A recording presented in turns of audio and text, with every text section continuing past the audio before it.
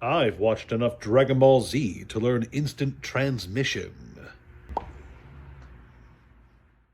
Hey there, kiddos, and welcome back to the channel. I'm Uncle Frank, and that you are having a great day. And in today's video, I'm going to be sitting back in a non-squeaky chair, relaxing, and having a little conversation with all of you guys about Dragon Ball Z. That's right. In today's video, we are going to be covering one of the most iconic anime of all time, really, and discussing some of the card games based on it. Now, for those of you who somehow don't know, Dragon Ball Z is kind of a big deal. It is one of the most successful and popular anime of all time, featuring one of the most memorable fictional characters of all time, Goku, Japanese Superman, on his quest to be the strongest and most badass motherfucker in the universe as he punches alien warlords, evil robots, and gods into submission. When I was young, the 90s, anime wasn't necessarily the biggest thing out there. There were some popular anime, but of the anime that were out, Dragon Ball Z was basically uncontested as the best. It ran on Toonami. Everybody knew about it. Everybody loved it. It was basically a cultural sensation. Even people who didn't like anime all that much knew what Dragon Ball Z was and were quite fond of it.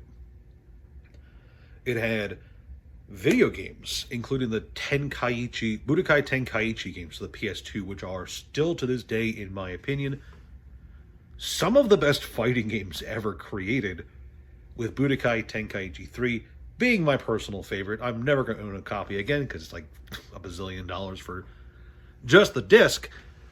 But with all of that aside, yeah, Dragon Ball Z is crazy. It's super popular. Akira Toriyama did an amazing job with it. It's had sequels and movies and spin-offs and a bridged series that everyone loves. It's really good. So it comes as no surprise that in the early 2000s, when the second TCG craze was really hitting the West, along came a company by the name of Score, who had, I believe they did sports cards up until this point. Correct me if I'm wrong, but I'm fairly sure they did sports cards. They produced a Dragon Ball Z card game, and it was fairly popular for a while. Did fairly well. Now,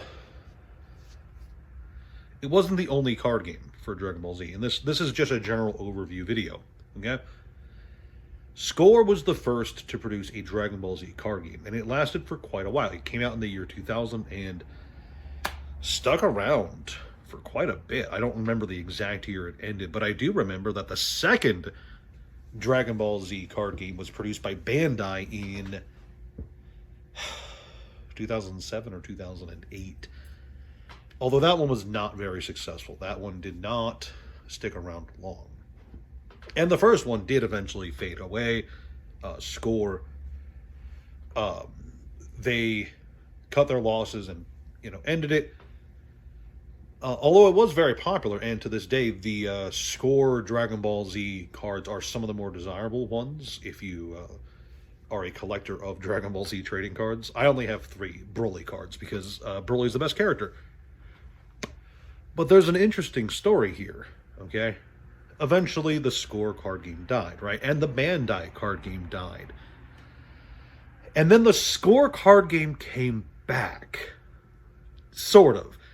A new company named Panini acquired the license to the card game, I guess, or the license to making Dragon Ball Z card game, and what they did was they just took the earlier Score TCG, changed the rules a bit, shifted around some of the card mechanics, not too much, it's still basically the same card game, and they re-released it.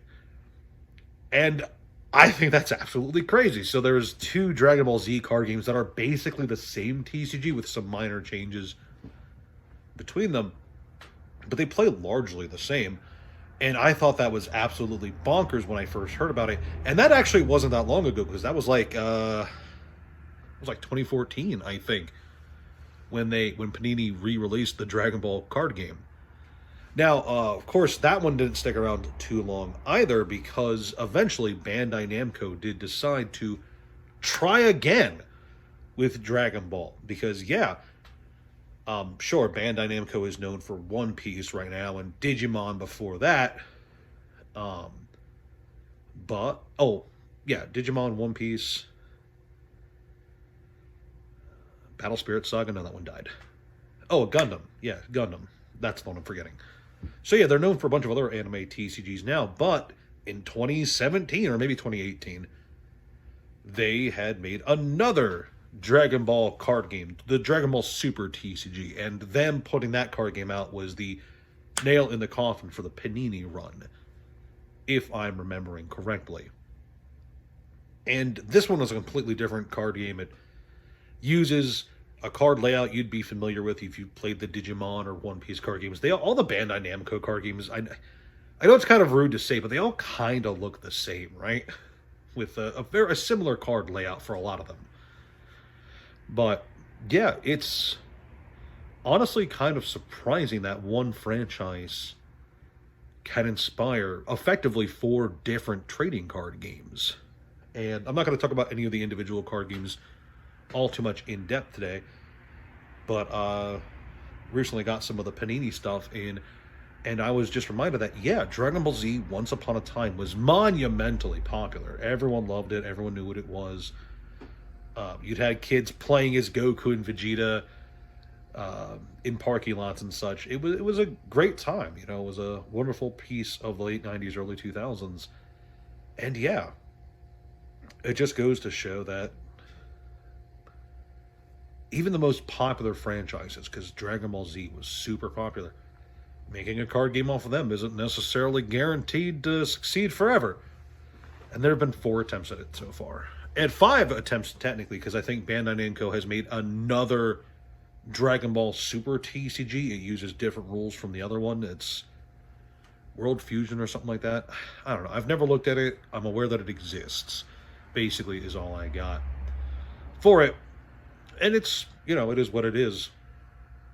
Just absolutely crazy that there's 2 Dragon Ball Z TCGs running around at the same time right now. But also there were 2 Dragon Ball Z TCGs in the past that were basically the same TCG, just under different companies. And that's the real crazy story I want to share here, is just the fact that Score made a card game that Panini picked up and revived in a way. And could you imagine how crazy it would be if Wizards of the Coast stopped making Magic one day? They just moved on to other things, and then, 10 years down the road, Konami picks it up and they start releasing their own Magic cards. Could you imagine how absolutely crazy that would be? And in the grand scheme of things, I think stuff like that's going to happen potentially more often. Card games wax and wane in popularity all the time. But I've said this before in several videos, and I'll say it again. Card games are only 30 years old, right? The genre is still in its infancy for all intents and purposes. I have no doubt in my mind that 100 years from now, there will be card game companies that are just re-releasing old card games to fresh audiences. I'm not sure which ones those will be. Maybe they'll just take the tried and true Magic the Gathering. Maybe 100 years from now, Magic will have died and Wizards of the Neo Coast is re-releasing Magic Alpha with updated art and all that jazz. And it's just the original cards from Alpha, but with new art, new borders, and they'll create the new reserved list to prevent those new cards from being reprinted. Crazy stuff. But yeah, I got a bit on a tangent there, so I apologize. But yeah, all I wanted to do today was just share the fact that there have been several Dragon Ball inspired TCGs. I would even go as far as to say that the Score one was even very good. I don't have a whole lot of experience with the Panini one or any of the Bandai ones. I know I picked up the Dragon Ball Super TCG for a bit just to try it. I didn't think it was that great, but, it is what it is. Overall, yeah, Dragon Ball Z is pretty cool. I'm glad it has card games. Anyway, that's all I got. Please like, share, subscribe, leave a comment down below if you agree with me that Dragon Ball is cool or not, or disagree with me. I do read all of your guys' comments, and I do appreciate it. So, it is what it is. just go ahead and check out Patreon, check out the Discord, and I'll see you guys later. Ciao.